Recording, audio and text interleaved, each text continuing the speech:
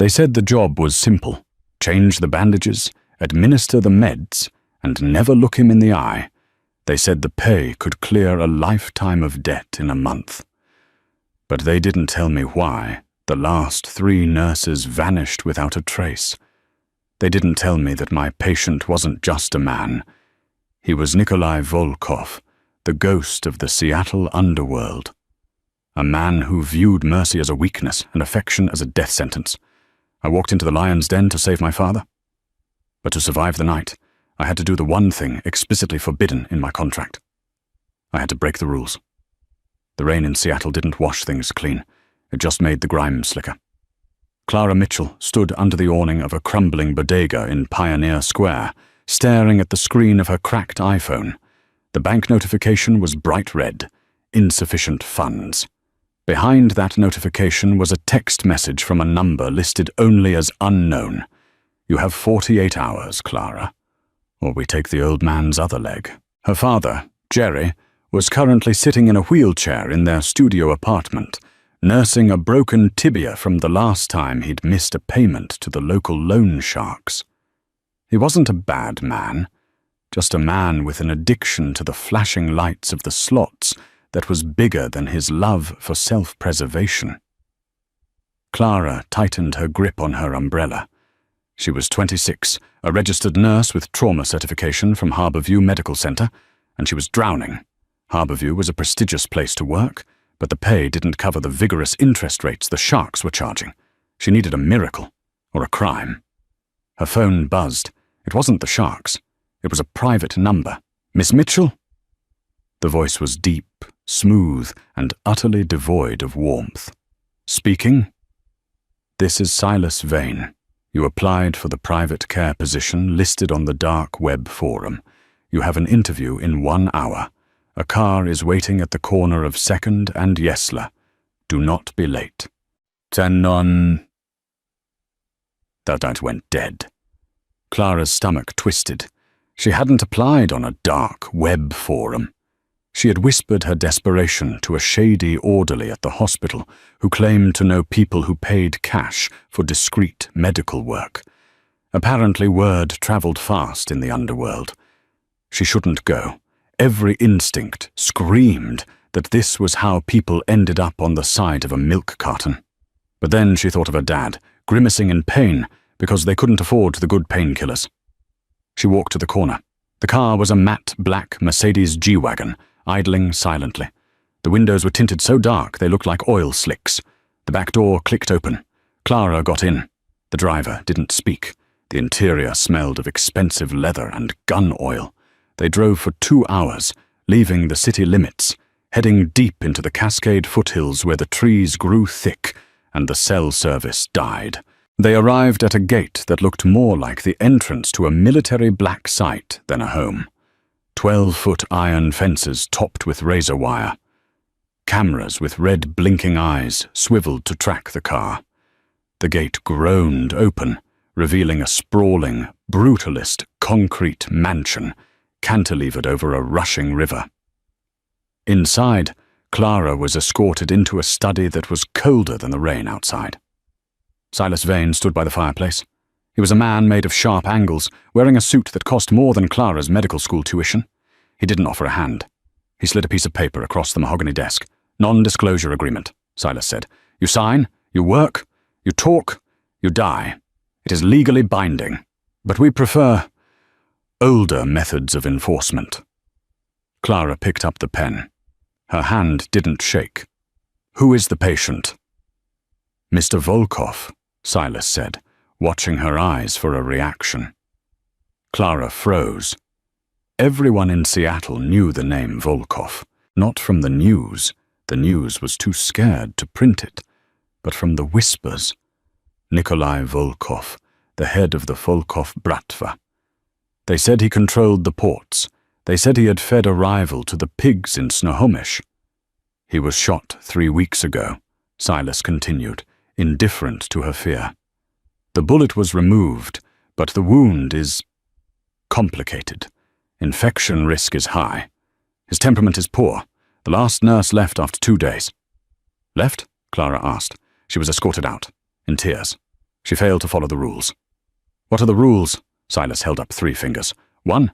You administer medication and change dressings at 0800 and 2000 hours. No exceptions. 2. You do not speak to him unless it is a medical necessity. He is not your friend. He is not your patient. He is your employer. 3.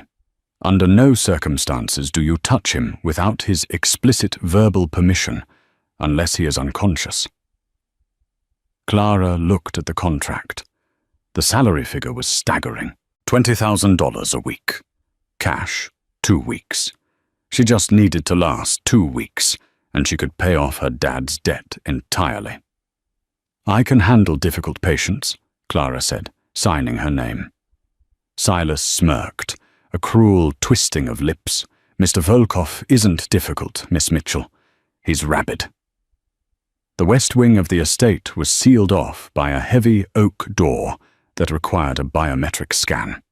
Silas swiped his thumb, and the lock disengaged with a heavy thud. You are on your own from here, Silas said. The kitchen is stocked. Your room is the first on the left. His suite is at the end of the hall. He missed his morning dose of antibiotics. Fix it. Silas turned and left, the heavy door locking behind him. Clara was trapped. The hallway was dim, lit only by recessed floor lights.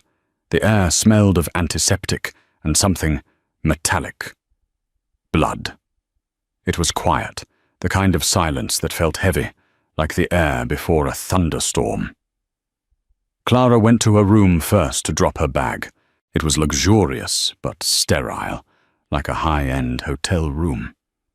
She changed into her scrubs, navy blue, practical. She clipped her hair back, checked her pockets for her pen light and stethoscope, and grabbed the medical tray Silas had left on the hall table. It contained a bag of vancomycin, a fresh IV kit, and wound dressing supplies. She walked to the end of the hall. The double doors to the master suite were ajar. Mr. Volkov, she called out softly. I'm Clara. I'm your new nurse. No answer. Just the sound of rain hammering against the floor-to-ceiling windows. She pushed the door open. The room was a wreck. A chair was overturned. A vase of flowers lay shattered on the floor, the water soaking into an expensive Persian rug. In the center of the room was a massive king-sized bed, the sheets tangled. But the bed was empty. Clara scanned the room. Mr. Volkov. Movement in the corner. Shadow separating from shadow. He was sitting in a high-backed leather armchair facing the window, hidden in the gloom. All she could see was the silhouette of broad shoulders and the glow of a cigarette. Medical necessity, a voice rasped. It sounded like gravel grinding together. Get out. Clara stepped forward, her nursing instincts overriding her fear. Smoking is strictly forbidden with the antibiotics you're supposed to be taking. It constricts blood vessels and inhibits healing. The chair spun around violently. Clara gasped. Nikolai Volkov was terrifying. He was shirtless, his torso wrapped in bloody bandages that looked days old. He was huge, easily 6'4", with muscles that coiled tight under pale, scarred skin. But it was his face that held her. High cheekbones, a jaw cut from granite, and eyes that were the color of glacial ice. Cold, blue, and burning with fever. Dark stubble covered his jaw, and sweat slicked his forehead. He looked like a fallen angel who had crawled out of hell and was pissed about it. I didn't ask for a lecture, Nikolai growled, standing up. He swayed slightly. He was septic. She could tell just by looking at him. I asked for solitude. You have a fever, Clara said, her voice steady, despite her heart hammering against her ribs.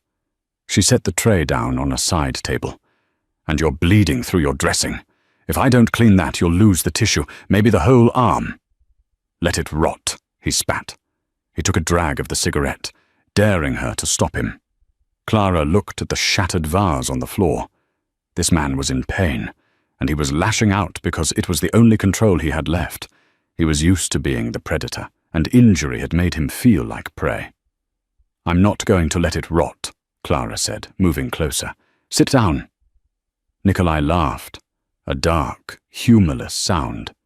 He took a step toward her, looming over her, using his size to intimidate. He smelled of tobacco, sweat, and raw masculinity. "Do you know who I am, little nurse?" "I know you're a patient with a resting heart rate of probably 110 and a temperature of 103, Clara fired back, tilting her chin up to look him in the eye. "And I know you're afraid." The room went deadly silent. Nikolai's eyes narrowed. "Afraid?" "Afraid of being weak," Clara clarified. "Now sit down, or I will sedate you, and I'm very good with a needle." For a second, she thought he was going to hit her. His hand twitched. The tension was a physical weight in the room. Then the adrenaline seemed to drain out of him. He stumbled, gripping the back of the chair. The fever was winning. "You have 5 minutes," he gritted out, sinking back into the leather chair. "If you hurt me, I break your fingers." "Deal," Clara whispered. She worked quickly. She knelt beside him, cutting away the soiled bandages. The wound was a jagged tear along his oblique and lower ribs, a graze from a high-caliber round that had taken a chunk of flesh. It was angry, red, and weeping pus. "This needs stitches redone," she murmured, focused on the task, "and a drain." "Just bandage it," he ordered through gritted teeth. Clara ignored him. She cleaned the wound with saline. He flinched, his muscles turning to rock under her hands. "Breathe," she instructed softly. Without thinking, she placed her free hand on his knee to steady him. Rule number 3, do not touch him. Nikolai's hand shot out, grabbing her wrist in a vice grip. His skin was burning hot. "I said," he whispered, his face inches from hers, "bandage it." Clara didn't pull away. She looked at his hand on her wrist, then up into his eyes. "I can't do my job if you're fighting me, Nikolai." Using his first name was a gamble. It was an intimacy he hadn't granted. His eyes widened slightly, surprised by her audacity. He stared at her, really looking at her for the first time. He saw the dark circles under her eyes, the fraying collar of her scrubs, the stubborn set of her jaw. She wasn't like the others. She wasn't shaking. Slowly, he released her wrist. "Do it properly," he muttered, looking away out the window. "But if you linger, you're fired." Clara exhaled a breath she didn't know she was holding. She prepped the needle. She stitched him up, her movements precise and gentle. She set up the IV line for the antibiotics. When she was done, she checked his temperature, 102.8. "I need to check on you in 4 hours, she said, gathering the bloody waste. "Don't come back until morning," he rasped, closing his eyes. "I'll come back when the protocol dictates," Clara said firmly. She walked to the door. "Nurse," he called out just as she reached the threshold. She turned. "Leave the whiskey." He pointed to a decanter on the shelf. "It interferes with the meds," she said. "Leave it." Clara hesitated. Then she walked over, grabbed the crystal decanter of whiskey, and walked out the door with it. "Hey!" he roared, trying to rise. "Hydrate with water, Mr. Volkov," she shouted back, slamming the heavy oak door and locking it from the outside. She leaned against the corridor wall, her legs finally giving way to the trembling. She slid down to the floor, hugging the bottle of expensive whiskey to her chest. She had survived the first hour, and she had just stolen liquor from a mafia don. Inside the room, Nikolai Volkov stared at the closed door. The pain in his side was a dull throb now, better than the sharp agony of before. He looked at his bandaged side. It was neat. Professional. He chuckled, a dry, rusty sound.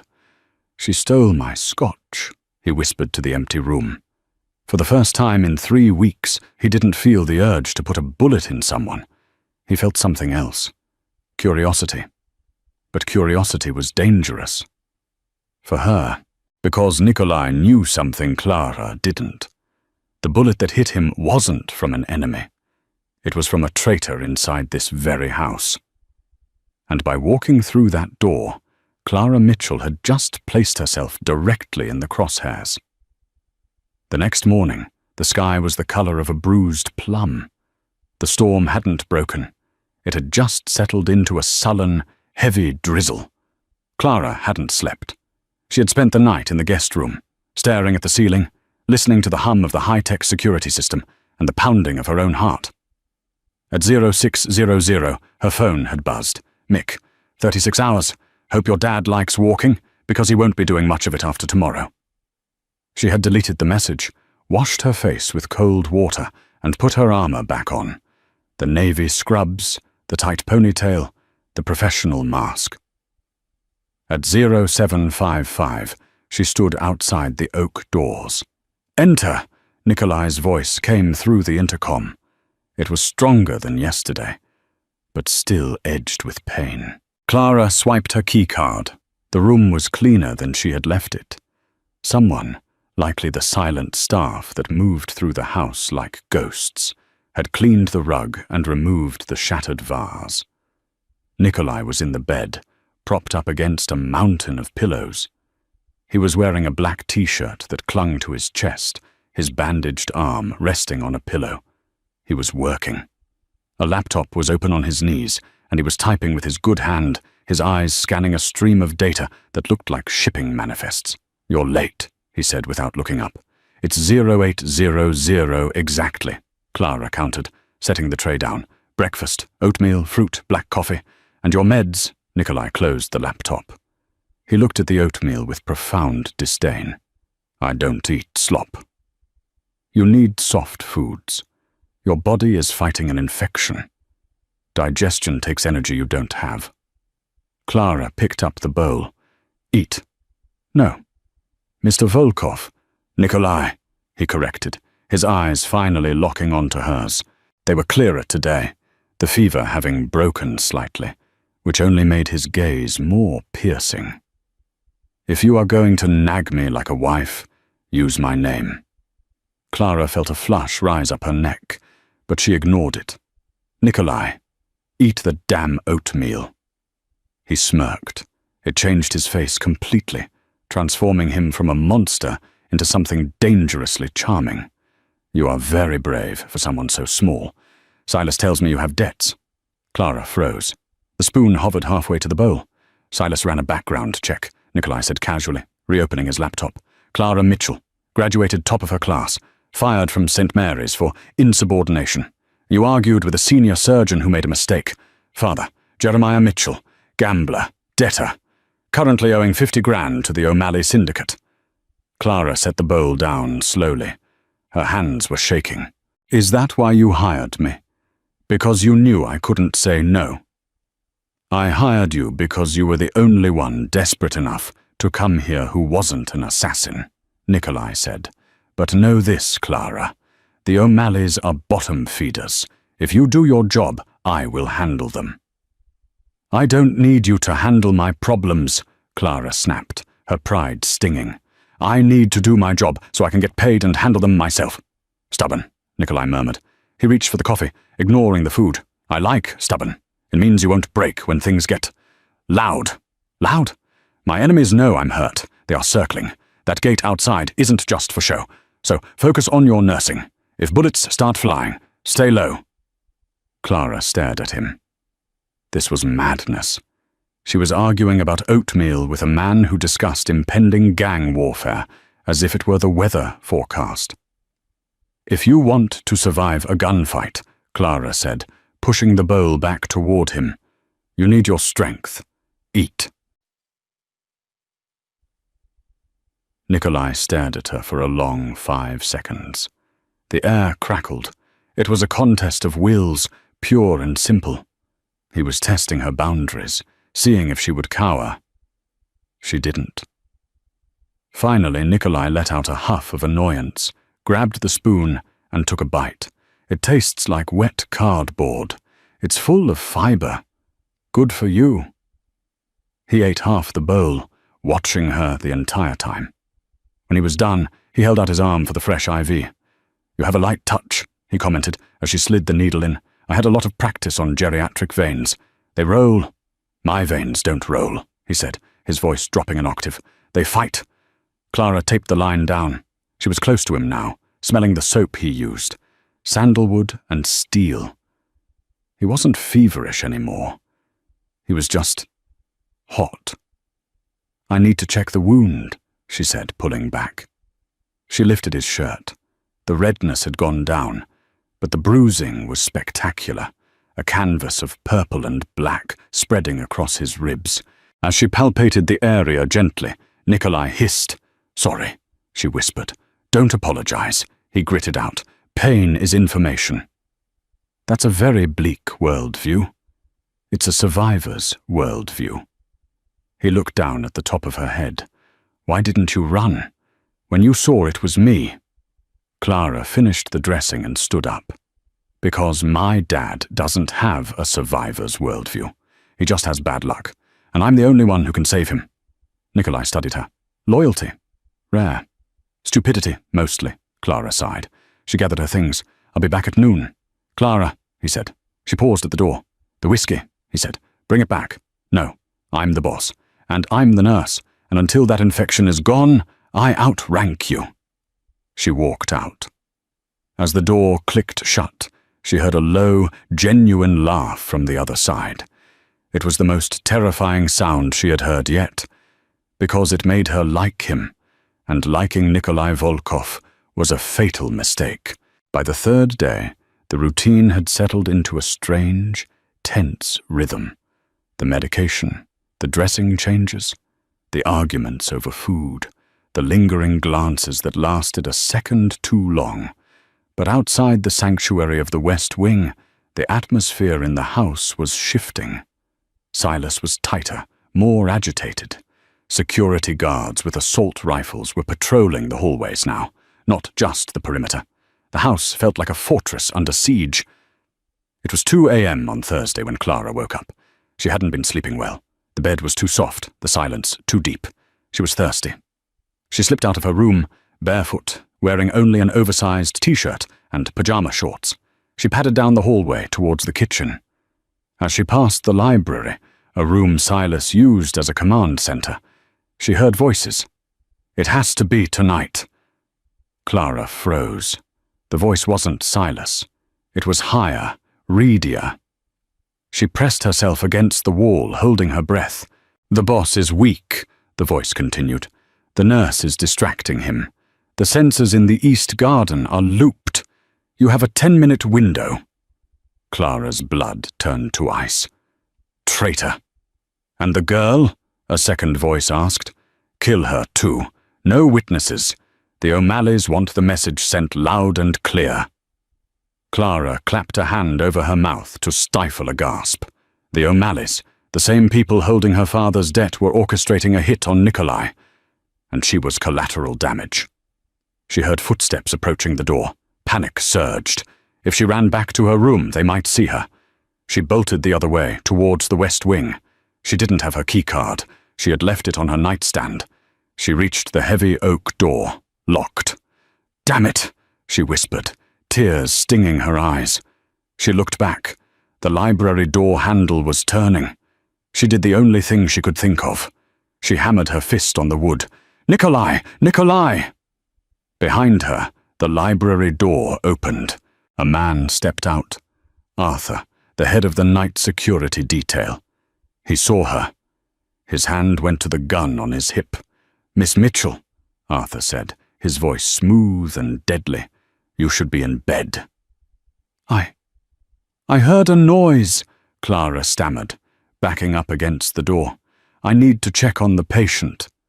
"The patient is fine," Arthur said, walking toward her slowly. "But you look distressed. Why don't you come with me?" He pulled the gun. A silencer was attached. Clara squeezed her eyes shut. "I'm sorry, Dad." Click, beep. The door behind her hissed open. A hand shot out, large, scarred, and incredibly fast. It grabbed Clara by the back of her shirt and yanked her backward into the darkness of the bedroom. Clara stumbled, falling onto the hard floor. Nikolai stood in the doorway, wearing nothing but grey sweatpants. In his hand was a Sig Sauer P-226. Arthur froze. "Boss, I was just—" Thwip, thwip. 2 shots, sent a mass. Arthur dropped to the floor without a sound, his eyes wide with shock. Nikolai hit a button on the wall, and the heavy door slammed shut and locked with a series of metallic clanks that sounded like a vault ceiling. He turned to Clara. He wasn't the charming rogue from the morning. He was the devil, His eyes were black, his breathing heavy. The exertion had torn his stitches. Fresh blood was blooming on the white bandage around his ribs. "Up!" he ordered. Clara scrambled to her feet, shaking so hard her teeth rattled. He was going to— "He was the leak," Nikolai said calmly, engaging the safety on his gun. "I suspected him. I just needed him to make a move." He looked at her, his gaze sweeping over her trembling form, her bare legs, the terror in her eyes. He stepped closer. "Are you hurt?" "No," she squeaked. "Good." He winced, grabbing his side. He swayed. "Nikolai!" Clara rushed forward, catching him as he buckled. He was heavy, dead weight, but she managed to guide him to the edge of the bed. "You ripped it open," she cried, looking at the blood soaking his waistband. "You idiot! You shot a man and ripped your stitches." "He was going to kill you," Nikolai gritted out, leaning his head back against the headboard. "I don't like people touching my things." Clara paused, her hands hovering over the bandages. "Your things?" "My nurse," he corrected, but the correction lacked conviction. He looked at her then, really looked at her. The adrenaline was fading, leaving a raw, electric tension in the room. They were alone. A dead body was in the hallway. The storm was raging outside. "Clara," he whispered. "I need to get the suture kit," she said, her voice trembling. "Wait." He reached out, his hand cupping her cheek. His thumb brushed over her bottom lip. His skin was rough, calloused, but his touch was shockingly gentle. Rule number 3, do not touch him. But he was touching her. "You heard them," he said softly. "You heard them talking about the O'Malleys." "Yes," she whispered. They said the sensors are looped. They said they're coming tonight." Nikolai's eyes hardened. He pulled his hand away, the moment of intimacy shattered by the reality of war. "Then we don't have time for stitches," he said, standing up, ignoring the pain. He moved to a hidden panel in the wall, punching in a code. It slid open to reveal a rack of weapons and monitors.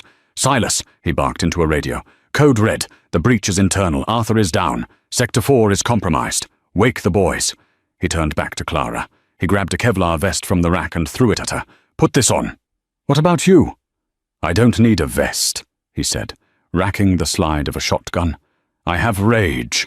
"Nikolai, you can't fight," Clara shouted, grabbing his arm. "You're bleeding out." He looked down at her hand on his arm. He didn't pull away.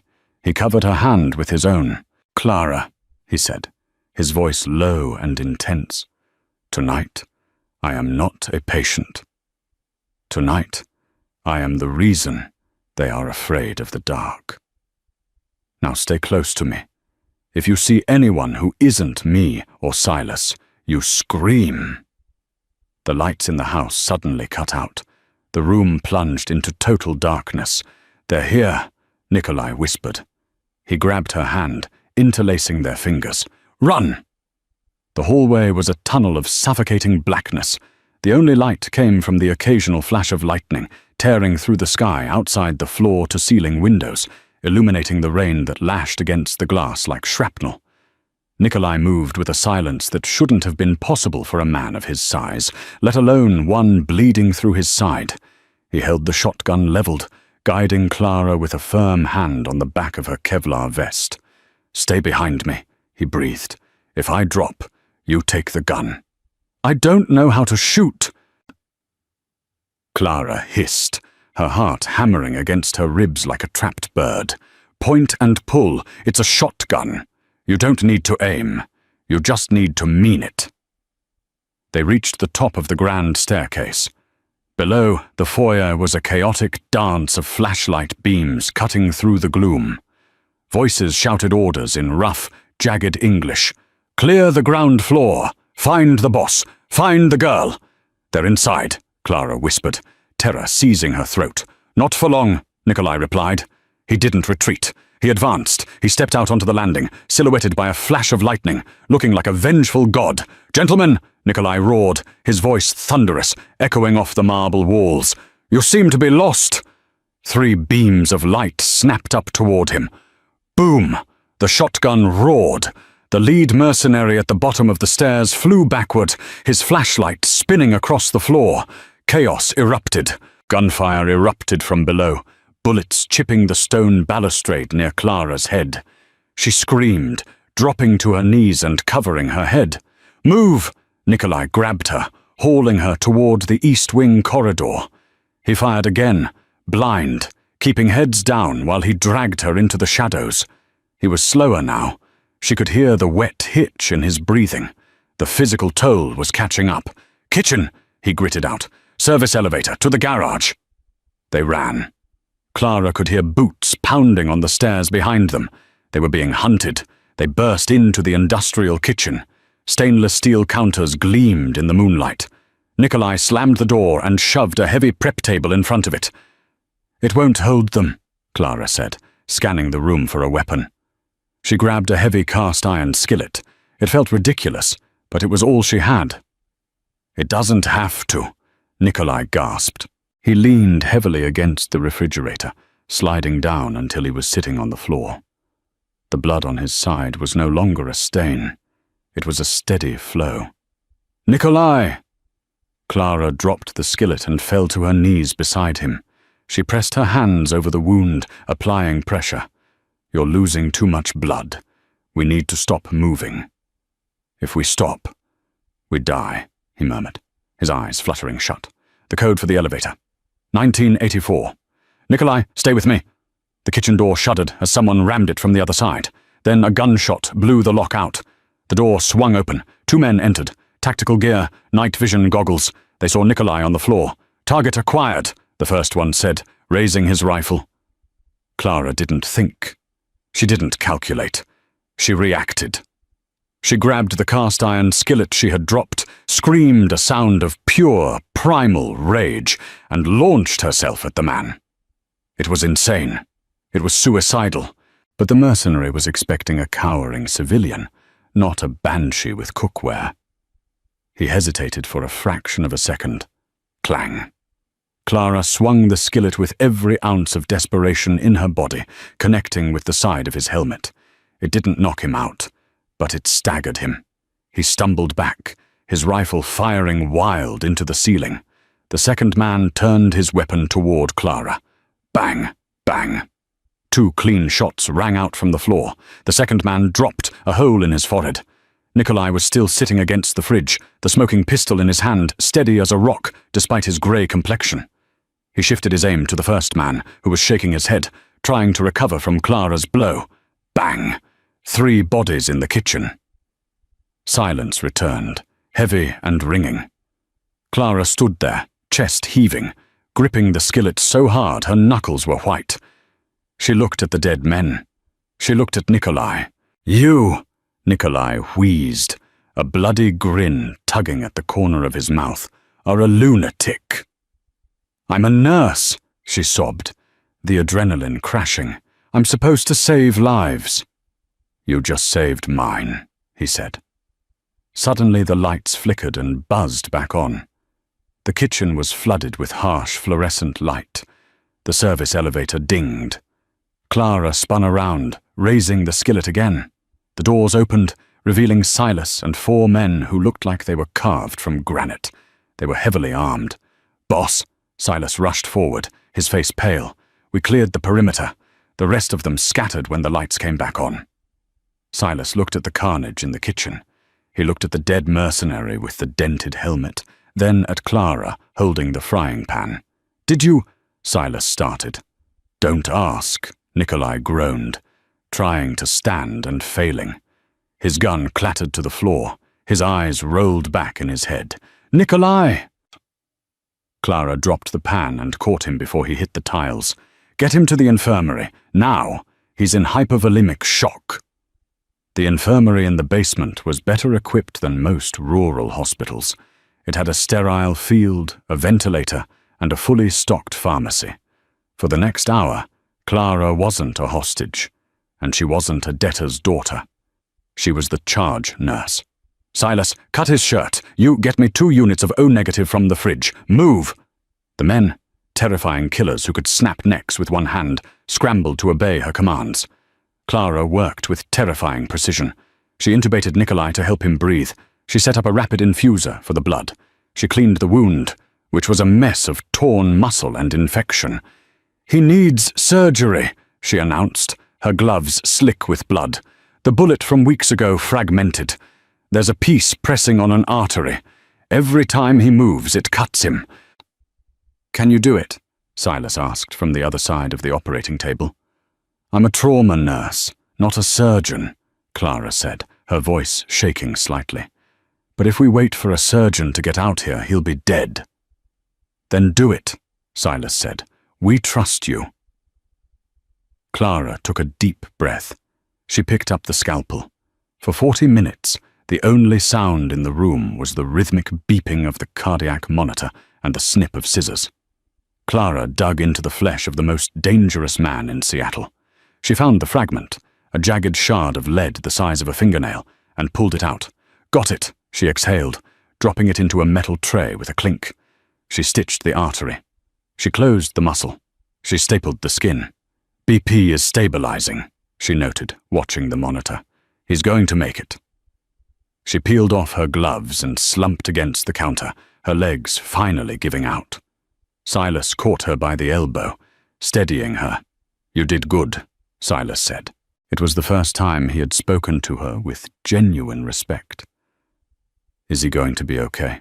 she asked, looking at Nikolai's pale, unconscious form. "He's a Volkov. He's too stubborn to die," Silas said. He pulled a chair over. "Sit. Drink water." Clara sat, sipping the water, watching the rise and fall of Nikolai's chest. The adrenaline was gone, leaving only a hollow ache. "Silas," she said quietly. "Who were they?" Silas leaned against the counter, crossing his arms. His face was grim. "Mercenaries hired by the O'Malley Syndicate, but they had inside help. Arthur let them in." "Why now?" Clara asked. "Why tonight?" Silas hesitated. He reached into his pocket and pulled out a cell phone. It had a cracked screen. "This was Arthur's phone," Silas said. "We unlocked it." He tapped the screen and handed it to Clara. There was a text chain. "Unknown. The girl is inside. Arthur. Confirmed. She's the nurse. Unknown. Good." Her father squealed, told us exactly where she went. "Use her to get close to Volkov, then kill them both. The debt is cancelled if she opens the door." Clara stared at the screen. The words blurred. Her father squealed. "No," she whispered. "No, that's not possible. My dad, he wouldn't." "Gamblers get desperate, Clara," Silas said gently, taking the phone back. "The O'Malleys probably threatened to kill him if he didn't tell them where you were. He traded your location for his life." Clara felt like she had been punched in the gut. She had walked into the lion's den to save her father. She had fought off killers, stitched up a mob boss, and almost died. All to pay off a debt for a man who had sold her out. She stood up, nausea rolling over her. "I need air." "Clara, you can't go outside. I just need to be away from here," she cried, tears finally spilling over. She ran out of the infirmary, up the stairs, and into the main living room. The storm had passed. The moon was out, shining through the bullet holes in the windows. She curled up on one of the pristine white sofas and wept. She cried for her father's betrayal, for the blood on her hands, for the terrifying realization that she was safer with a ruthless mafia boss than she was with her own family. She didn't hear him approach. She only realized he was there when a heavy blanket was draped over her shoulders. She looked up. Nikolai was standing there. He was swaying slightly, leaning on an IV pole he had dragged up the stairs. He was pale as a sheet, wearing fresh sweatpants and no shirt, the fresh bandages stark white against his skin. "You should be in bed," Clara hiccuped, wiping her eyes. "So should you," he rasped. He sat down next to her on the sofa. He didn't say anything for a long time. He just sat there, his presence a solid, warm anchor. "Silas told me," Nikolai said eventually. "I'm sorry," Clara whispered. "It's my fault. They came because of me." "They came because they want my territory," Nikolai corrected firmly. "Your father was just a tool they used. Do not take credit for the malice of evil men." He sold me out, Nikolai. My own dad. Nikolai turned his head to look at her. His blue eyes were dark, unfathomable. Family is a bloodline, Clara. Loyalty is a choice. Your father made his choice. He reached out, taking her hand. His grip was weak, but possessive. You saved my life twice tonight, he said. According to the laws of my people, I now owe you a life debt. I don't want a debt, Clara said. I just want to go home, but I don't have a home anymore. No, Nikolai said. You don't. He squeezed her hand. The O'Malleys know who you are now. If you leave this house, you're dead. If you go back to your father, you're dead. Clara looked at him, fear returning. So I'm a prisoner? No, Nikolai said. He lifted her hand, bringing it to his lips. He kissed her knuckles, his eyes never leaving hers. You are under my protection, and tomorrow we are going to pay a visit to Mr. O'Malley. And your father. You can't walk, Clara argued weakly, though her heart was racing at the sensation of his lips on her skin. I don't need to walk, Nikolai said, a cold, ruthless smile spreading across his face. I have an army, and I have a very angry nurse. 48 hours later, the painkillers were wearing off, and Nikolai Volkov was in a foul mood. He stood before the full-length mirror in his dressing room. The custom-tailored Italian suit hid the bulk of the bandages around his ribs, but it couldn't hide the stiffness in his movement or the dangerous pallor of his skin.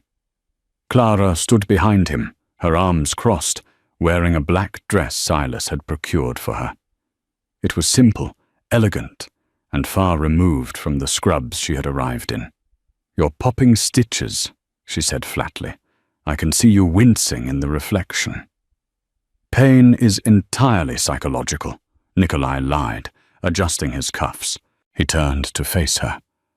The intensity of his gaze hadn't diminished, but the icy distance was gone. It had been replaced by a possessive heat that made Clara's breath catch. Are you ready? To watch you commit murder? Not particularly. To watch justice being served, he corrected. He walked over to her, invading her space, until she had to tilt her head back to look at him. He reached into his jacket pocket and pulled out a small, velvet box. He opened it. Inside was a platinum ring with a solitaire diamond so large it looked heavy. Clara stared at it. What is that? A lie, Nikolai said. He pulled it from the box and took her left hand. O'Malley respects only two things, violence and ownership. If you walk in there as my nurse, he sees a weakness. If you walk in there as my fiancé, he sees an alliance. He slid the ring onto her finger. It fit perfectly. It felt cold and heavy, a shackle and a shield all at once. It's just for show, she whispered, her heart pounding against her ribs. Nikolai didn't answer. He just ran his thumb over the diamond, then offered her his arm. Shall we, my dear? The motorcade consisted of 4 black SUVs. They didn't head toward the glittering city centre. They headed down to the industrial docks, where the air smelled of diesel fumes, rotting wood, and secrets. They pulled up to a corrugated metal warehouse, surrounded by rusted shipping containers. Silas and 6 of his men got out first, securing the perimeter with assault rifles held loosely at their sides. Silas opened the door for Nikolai and Clara. They're inside, Silas confirmed. O'Malley brought 4 guys. Your father is unarmed. Nikolai nodded. He took Clara's hand, her ring hand, and led her towards the warehouse entrance. Inside, the space was cavernous and dimly lit by flickering sodium lights. In the center of the concrete floor stood Declan O'Malley, a squat man in a cheap suit with a face like crumpled dough. Behind him, cowering near a stack of wooden pallets, sat Jerry Mitchell on a folding chair. He looked smaller than Clara remembered, pathetic and trembling. When they entered, O'Malley puffed out his chest. Volkov, heard you were dead. Was about to pop a bottle to celebrate. Premature ejaculation seems to be a recurring problem for you, Declan, Nikolai said smoothly, his voice echoing in the vast space. He didn't stop walking until he was 10 feet away. He kept Clara tucked tightly to his side. O'Malley's eyes darted to Clara, then to the massive rock on her finger. His smirk faltered. "What's with the broad? I thought you were here to pay her old man's debt." "The debt is cancelled," Nikolai said. "That's not how business works, Volkov. It is when the creditor tries to assassinate me in my own home." Nikolai's voice dropped to that terrifying, gravelly whisper. "You broke the peace, Declan. You hired amateurs, and you used a rat to do it." Nikolai gestured with his free hand. Silas stepped forward, dragging Jerry Mitchell by the collar of his tattered jacket and throwing him onto the concrete at Clara's feet. Jerry looked up, his eyes watery with booze and fear. "Clara, baby girl, you gotta help me. Tell him I love you." Clara looked down at the man who had raised her, the man who had taught her to ride a bike, the man who had traded her life for 50 grand to cover a blackjack deficit. She felt a profound, aching sadness, but beneath it, something harder was forming, like steel tempering in fire. "You love the tables more, Dad," Clara said, her voice devoid of emotion. "No, Clara, listen. They threatened me. They said they'd break my legs," Jerry sobbed, crawling toward her feet. "So you let them try to put a bullet in my head instead?" Clara stepped back, revulsion coiling in her stomach. "I went into that house to save you. I almost died for you, and you sold me out." She looked up at Nikolai. "I'm done with him." Nikolai nodded slowly. He looked at O'Malley.